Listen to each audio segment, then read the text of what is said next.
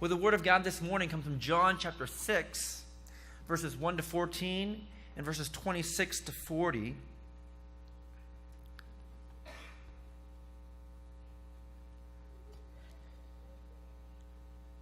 I'm preaching from John chapter 6 for a couple of reasons. First of all, the 4 days that we'll be doing VBS at one of the churches in Haiti, the first day that nobody deserves to go to heaven, we're going to be teaching the story of creation, but also how we're going to be teaching the story of the fall, right? So creation and the fall, so nobody deserves to go to heaven. But God loves us and has made a way for us to go to heaven. We're going to be teaching from the story of Noah's Ark. And then third day, God shows us his love by sending his son Jesus into the world. We're going to be teaching from this story, Jesus feeding the 5,000. And so we've been in this story even as a missions team. So I've spent some time in it, and I've been really blessed from it. So I thought, having been blessed from it, maybe that you would be blessed from it as well. And lastly, that if you believe in Jesus, you'll be saved. We'll be teaching about the death and the resurrection of Jesus Christ. So those are the 4 lessons we'll be teaching in Haiti. But also, summer is a unique time of the year. Summer is a unique time of the year because there's a lot of people in and out. People going on vacation, people coming here for vacation, and it's really hard to do a regular series through the summer because it's really hard to have continuity in the summer. So what I thought would be good, at least for the beginning or most of the summer, is that we'd go through the 7 I am sayings of Jesus. So Jesus has 7 I am sayings. And today in John chapter 6, Jesus says, I am the bread of life, right? And one of the reasons I love Jesus' I am sayings, Jesus doesn't just do things and leave it up to you to kind of figure out who he is. Jesus does these great miracles, but he also interprets those miracles for us because he doesn't want you or me to misinterpret who he is. Jesus doesn't just do things and just say, okay, hey, you guys just decide who I am and why I'm doing these things. Jesus does great things, but Jesus also says great things. And in Jesus' sayings, he's interpreting the miracles, but he's also revealing himself to us. One of my goals, when I preach every Sunday, what I hope happens is I hope that you have an encounter with God. I hope that I can introduce you to God. And you might say to me, well, Pastor Brendon, I already know God. Like, I met God years ago. I met God when I was really young. That might be true, but the reason it's my goal every Sunday to introduce you to God or to reintroduce you to God, first of all, I think living in America, there's a lot of people who would say that I believe in God or I know who God is, but they don't. I think there's a lot of confusion about who God is. People think they know who God is, but I don't know if they really do. I don't know if the majority of people in America believe in the God of the Bible, because the God of the Bible is offensive to a lot of the people that we live, to a lot of the people that live in our country. And so again, a lot of people think they know God, but I don't know if they really do. And so that's why I think it's my job and my responsibility to introduce people to God every Sunday. But also, I was raised in church. I went to church ever since I was a child. So I could say, well, I know God. But if you're anything like me, I forget about God so easily. And then my own idea of God gets thwarted just by my own sinfulness. I like what somebody said, that we are idol factories. That's what we do. We make idols. And even though we might start off with the right idea of God, that if we're not continually reintroduced to God, that we're going to forget who God is. And then we're going to start making up God, this God who we're comfortable with, who we like in our own mind. And so that's one of the reasons I want to go through these 7 I am sayings, that Jesus would just kind of lay it out and tell us, this is who I am. And as we go through these 7 weeks together, that we would be introduced or even reintroduced to who God is. And so today we're going to start in John chapter 6. We're not going to read it in its entirety just because it is a really long passage, and I think that we could do it the right way just by breaking it up. If you want to go home and read it in its entirety for yourselves, please do so. But we're just going to read verse 1 to 14 and verses 26 to 40.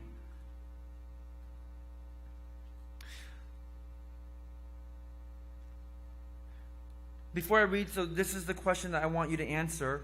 The word sign is going to be used a lot, right? And Jesus is going to say that this is a sign. This is a sign. The question that I want to answer together with you today is, what is this a sign of? Okay, what is this a sign of? After this, Jesus went away to the other side of the Sea of Galilee, which is the Sea of Tiberias. Can I get that map? Not that it's super important, but it's always nice to have an idea of geography of where this story is taking place. And so the Sea of Galilee is at the top of this map. Thank you. So that's where we're at. They're starting on the north end, and they're going to travel to the south end, and then at the end of the story, they're going to go back up to the north end. Again, just so that you have an idea of kind of where this story takes place.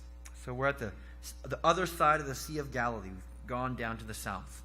And a large crowd was following Jesus because they saw the signs that he was doing on the sick. Jesus went up on the mountain, and there he sat down with his disciples. Pause really quickly. Jesus went up on a mountain. When you think of mountain, what other time in the Bible does Jesus go up on the mountain? And Jesus goes on the mountain to teach or to give his Sermon on the Mount, right? And so when I hear mountain, my mind just goes, okay, Jesus is going to teach something. Jesus wants to teach the disciples something, okay? So in this miracle, I think Jesus is teaching, okay? So here we go. He goes up on the mountain. Now the Passover, the feast of the Jews, was at hand. Lifting up his eyes then, and seeing that a large crowd was coming toward him, Jesus said to Philip, "Where are we to buy bread so that these people may eat?" He said this to test him, for he himself knew what he would do. Philip answered him, 200 denarii would not buy enough bread for each of them to get a little. A denarii is a one day's wage for a laborer. So minimum wage, okay? 1 day's wage for a laborer. 200 denarii, 200 1 day's wages wouldn't buy enough for this crowd to even get a little. Okay, not even to get a little. This is how big the crowd is, right? Not even a little. One of his disciples, Andrew, Simon Peter's brother, said to him, "There is a boy here who has 5 barley loaves and 2 fish. But what are they for so many?" Jesus said, "Have the people sit down." Now there was much grass in the place. So the men sat down, about 5,000 in number, not including women and children. So 5,000 men. Jesus then took the loaves, and when he had given thanks, he distributed them to those who were seated. So also the fish, as much as they wanted. And when they had eaten their fill, he told his disciples, "Gather up the leftover fragments, that nothing may be lost." So they gathered them up and filled 12 baskets with fragments from the 5 barley loaves left by those who had eaten. When the people saw the sign that he had done, they said, "This is indeed the prophet who is to come into the world." We're going to jump to verse 26. They traveled back to Capernaum on the north side of the Sea of Galilee. And it says, this crowd follows Jesus there. And Jesus says to them, Jesus answered them, "Truly, truly, I say to you, you are seeking me, not because you saw signs, but because you ate your fill of the loaves. Do not labor for the food that perishes, but for the food that endures to eternal life, which the Son of Man will give to you. For on him God the Father has set his seal." Then they said to him, "What must we do to be doing the works of God?" Jesus answered them, "This is the work of God, that you believe in him whom he has sent." So they said to him, "Then what sign do you do, that we may see and believe you? What work do you perform? Our fathers ate the manna in the wilderness, as it is written, he gave them bread from heaven to eat. Jesus then said to them, "Truly, truly, I say to you, it was not Moses who gave you the bread from heaven, but my Father gives you the true bread from heaven. For the bread of God is he who comes down from heaven and gives life to the world." They said to him, "Sir, give us this bread always." Jesus said to them, "I am the bread of life. Whoever comes to me shall not hunger, and whoever believes in me shall never thirst. But I said to you that you have seen me, and yet do not believe. All that the Father gives me will come to me, and whoever comes to me I will never cast out. For I have come down from heaven, not to do my own will, but the will of him who sent me. And this is the will of him who sent me, that I should lose nothing of all that he has given me, but raise it up on the last day. For this is the will of my Father, that everyone who looks on the Son and believes in him should have eternal life, and I will raise him up on the last day." So first of all, I like this story because this is a well-known story. Many of you know this story. You were taught this story in Sunday school. I like revisiting stories that we think that we know, because what I found is that we don't know the story as well as we thought that we knew the story. And I love learning new things from old stories. And so I hope that today, through this old story, that you're able to learn something new, but not so much to learn something new, but I hope that you're able to see Jesus anew. I hope that you can see God with fresh eyes, and that you can marvel and be amazed and just really stand in awe and wonder of who God is. So again, we are told that this is a sign, right? Jesus feeding the 5,000, these 5,000 men, this is a sign. So what is a sign? Think of a sign. For most of us, we see a lot of signs as we're driving, right? Signs, what do signs do? What is a sign? A sign points to something greater than itself, right? A sign does not exist for itself. A sign exists for whatever it's pointing to, right? A sign points to something greater than itself. No one ever is amazed by the sign. So like if you're going to Amicalola Falls, and you see a sign that says Amicalola Falls this way, no one says, "Wow, what an amazing sign." And no one just stops and marvels at the sign. No one ever says, "Okay, we saw the sign, so let's turn around. We can go home. We saw the sign." The sign points to something greater than itself. The reason I say that is because this miracle is a sign. But my concern about this sign is that people don't know what it points to. A lot of people know the miracle, but they stop at the sign. They just look at the sign and they're amazed by the sign. They look and they sit, and then they turn away and they go back home after having looked at the sign, but they have no idea what the sign is pointing to. See, a lot of Christians, they know the story. They know that there's this story in the Bible that Jesus feeds the 5,000. But if this story doesn't point you to the greater reality, if this sign doesn't point you to what it's pointing you to, then you've missed it. And that's why it's so important for us as we read this story that we don't just stop at the sign, but that we know what the sign is pointing to. So what is this sign pointing to? And you could probably take a guess, but what's really important is you need to prove by the Bible that that's what this story says. How do we know in this story what this sign is pointing to? So a couple of quick details before we get into the meat of the story. First of all, we're told that Jesus asks Philip the question. Very specifically, he says to Philip, where are we to buy bread so that these people may eat? Now, all the disciples were around him, and they heard Jesus asking Philip too, but the question is where? And then after that, Andrew, and we're told Andrew is Simon Peter's brother, he says, "There's this boy here. There's a boy who has 5 barley loaves and 2 fish. Andrew. If you know anything about Andrew, Andrew is known in the Bible as someone who brings people to Jesus. Right? Simon Peter is probably the most famous of the disciples. He's the leader of the disciples.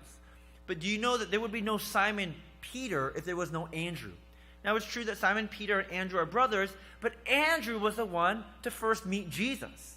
And Andrew is the one that brought his brother Peter to Jesus. And you see Andrew doing the same thing here. He brings this boy to Jesus. And I love Andrew, right? If, we have children named Andrew. Andrews, they bring people to Jesus. That's what I want to do. I don't know about you, but you know how I said I want to introduce people to Jesus? I want to introduce people to God? Andrew's great. Because what Andrew's known for is he leads people to Jesus. He brings people to Jesus. And you see Andrew doing that here. That's a great observation. I love that observation. The second observation is that they're barley loaves, right? There are different types of grain, right? There's wheat, there's barley, and there's lots of different types of grain. Barley, it's important that you understand that this is 5 barley loaves, because this is poor people's bread. Right? This is the bread that poor people ate. So that means that this boy who had these 5 barley loaves, that he was poor. He wasn't like us. Most of us are middle class, upper middle class, right? He was lower class. This is the bread of the poor. Jesus takes this gift or what this poor boy has, right? Barley loaves, and he does this great miracle. Numbers are really important, right? There's a lot of numbers in this story. The most famous number is 5,000, right? But then, how many loaves are there? There are 5 loaves and 2 fish. Again, I don't know if the author had to give that detail, especially at the end of the story. When they gather up the broken fragments, how many baskets are there? There are 12 baskets. But we're not only told there were 12 baskets, but we're told that there were 12 baskets that came from the 5 loaves. There's like this emphasis on the numbers. It's like John really wants you to know the numbers. And I think it's important because in the story, you could have just said, oh yeah, and so they gathered these baskets of bread. But there's specific numbers. There are 12 baskets of bread. Why 12 baskets? And the wording is really interesting. I don't know if you so we're told, verse 11. Verse 12. And when they had eaten their fill, he told his disciples, gather up the leftover fragments. I'm Korean. That's a good Korean thing to do, right? You don't want to waste food, right? Gather up the leftover fragments. I get that, right? But then he goes on to say that nothing may be lost. That's a weird phrase. I don't know about you, but I think that's a really weird phrase. Gather up the leftover fragments that nothing may be lost. And then verse 13, so they gathered them up and filled 12 baskets with fragments from the 5 barley loaves left by those who had eaten. So the numbers, 12, right? 5 loaves of bread and 2 fish. I think it's 5 plus 2. 5 plus 2 is 7. 7 is an important number in the Bible, right? 7 is the complete number. It's a perfect number. That's 7 days of creation, right? 7. 7 is an important number in the Bible. Another important number in the Bible, 12, right? Both 7 and 12, they represent complete, whole, perfect, right? But there's other numbers. There's 5,000, right? 5 and 5,000. And that's the mystery of this story. How can Jesus feed 5,000 with 5, right?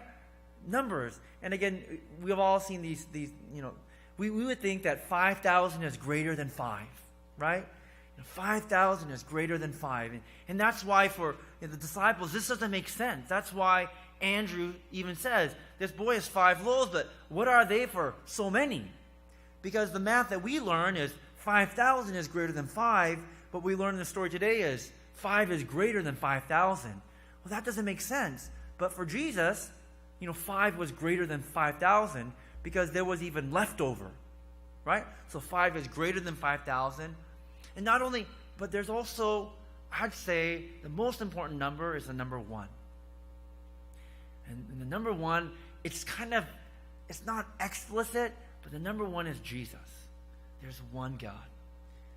Jesus is in this story. And I think what this story is teaching is one is greater than any other number.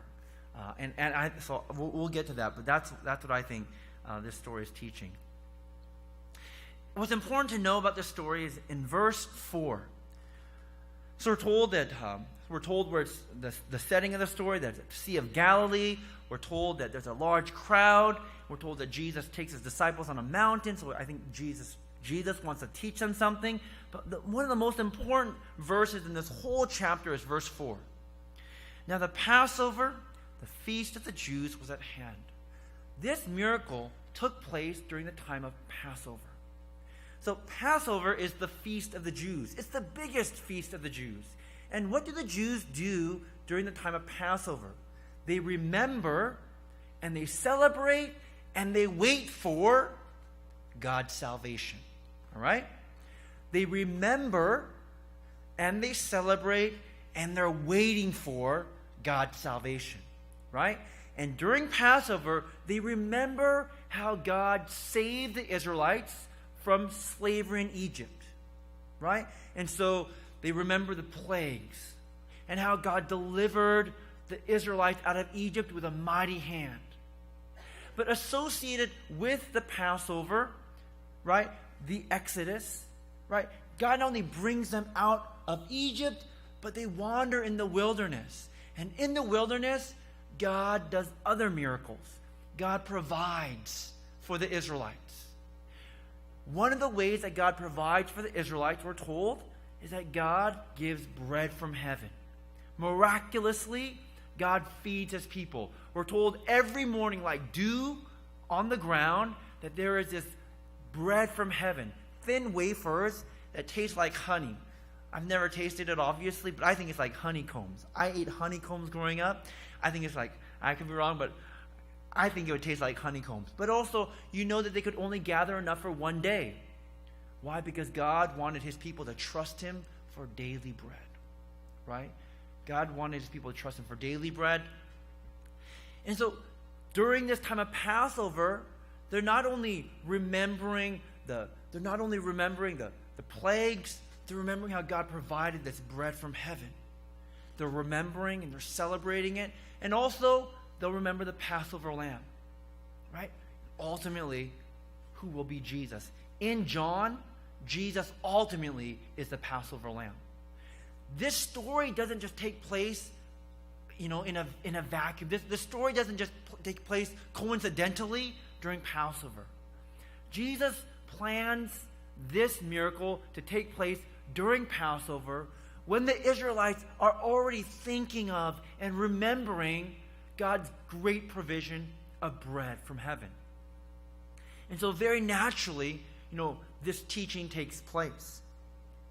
The last thing I want to say before we jump into the story is we're told that why does Jesus ask Philip the question? To test him, right? We're told, verse 6, Jesus said this to test him, for Jesus himself knew what he would do. Now, I don't know how you hear that, like, Jesus just wants to see if he knows the right answer. That's what I think. When I first hear of testing, it's like, let's see it. Let's see how much you know. Philip, I want to see if you can give me the right answer. I don't think that's why Jesus asked him the question. I don't think that's the testing that Jesus is talking about. I think Jesus knew he didn't know the right answer. If you've ever taken a test and you get an answer wrong, Pastor Mike, he said that he in spelling bee, fiesta, right? But if you ever take a test and you get the question wrong, you'll always remember that answer. For me, I remember the answer to the question that I got wrong, right? Because you learned the right answer. I think Jesus knew that Philip didn't know the right answer. Jesus wants to teach Philip the right answer. And hopefully, in teaching the right answer from the wrong answer, Philip will remember the right answer. The reason for testing. This will encourage you. If you're a student of any sort, middle school, high school, college, the reason for testing. You test to prove how much you know, but also to improve how much you know. Right? The reason you test is to prove how much you know, but more importantly, maybe to improve how much you know. And the reason Jesus is testing Philip is because Jesus wants to improve Philip. Jesus wants to improve not just Philip's knowledge, but he wants ultimately to improve Philip's faith. Right? Jesus does this miracle to improve. And so here we go. Jesus sees this large crowd. What's the question? The question is, where are we to buy bread so that these people may eat? How does Philip answer that question?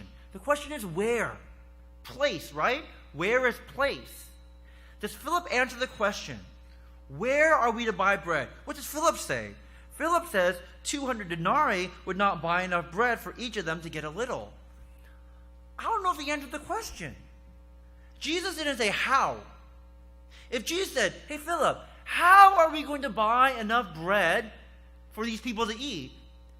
Then it would make sense to me for Philip to say 200 denarii would not buy enough bread for each of them to have a little. Jesus asked the question, where? Right? The question, where? Where is place? Where can we go? Where can we go to buy enough bread? But Philip doesn't answer the question of where. He goes to the question of how. He goes to the question of money.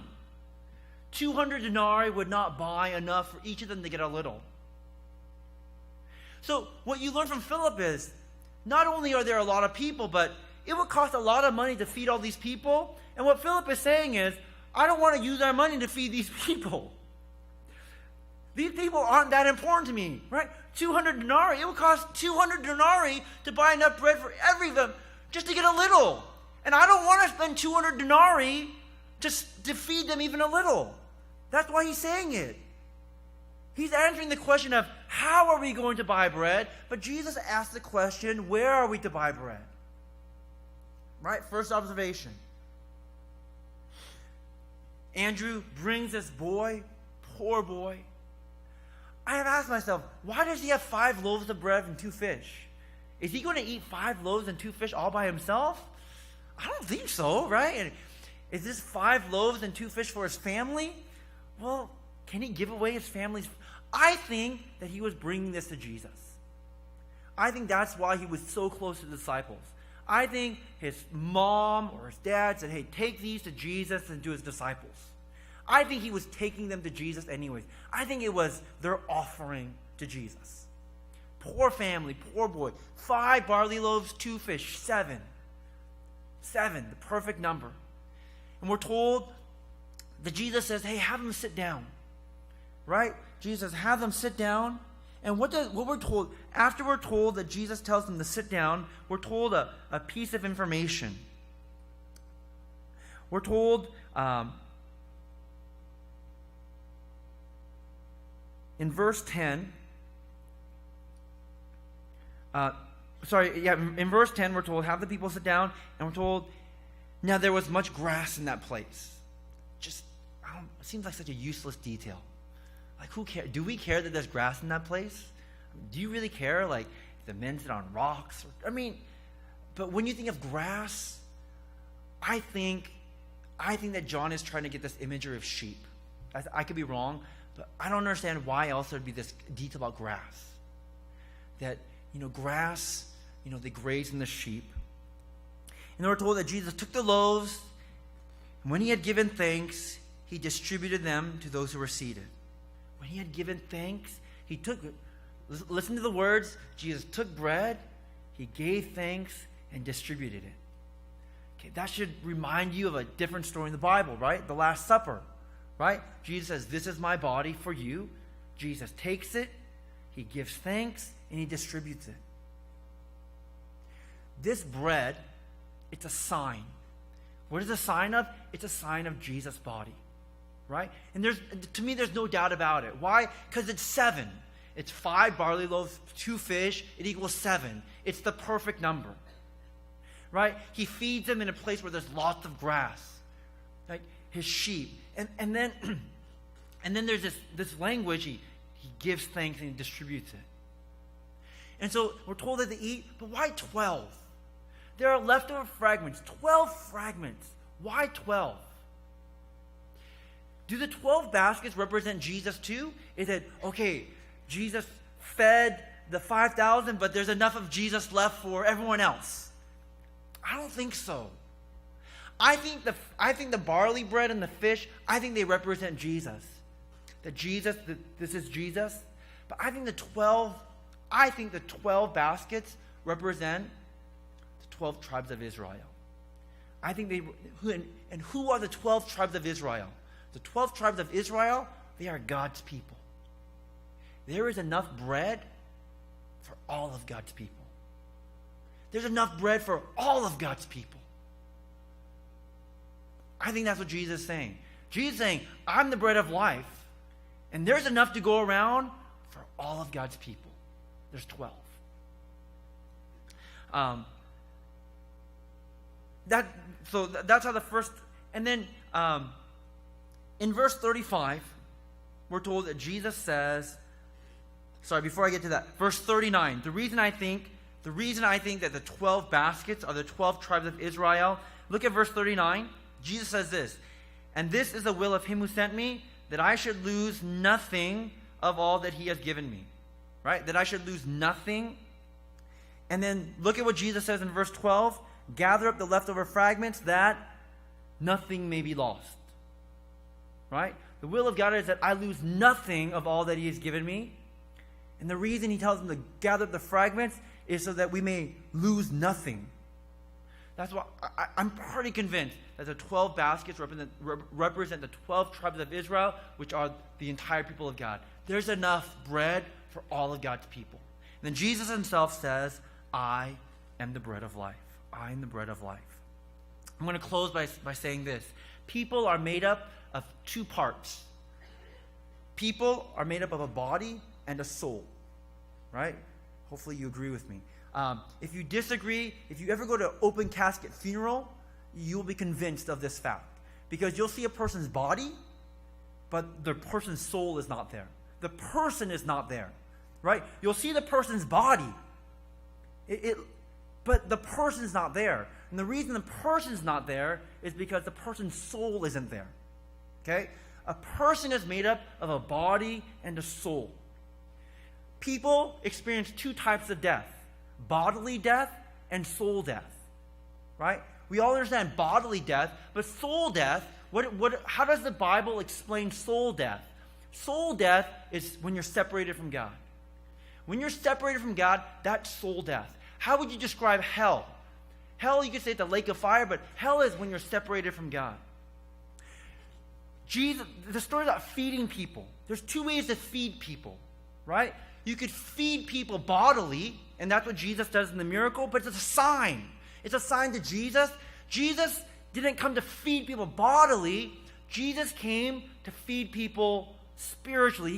He came to give soul life, right? And the way Jesus comes to give soul life is Jesus comes so that we might be brought back to God, that we might be reunited with God, that if you eat of him, that if you believe in Jesus, right, that you'll be given life. Again, soul life, and soul life is being brought back to God. When Jesus says, I am the bread of life, Jesus says, I've come to give you life, soul life. I've come to bring you back to God. The question is where? Jesus is trying to point the disciples to himself. Where are we to buy bread so that all these people can eat? The answer is where? The place is me. I'm the bread. The place is I'm the bread. And where Philip is saying 200 denarii wouldn't feed, these to even get a little, Jesus isn't going to just spend 200 denarii to feed God's people. Jesus is going to spend everything. Jesus is going to give everything so that he can feed God's people, so that he can give them life. This miracle, it needs to point you to Jesus. This Jesus who is the bread of life, this Jesus who ultimately gives everything so that he can give life to you, to me, to all of God's people. Would you pray with me as we close today? Jesus, we thank you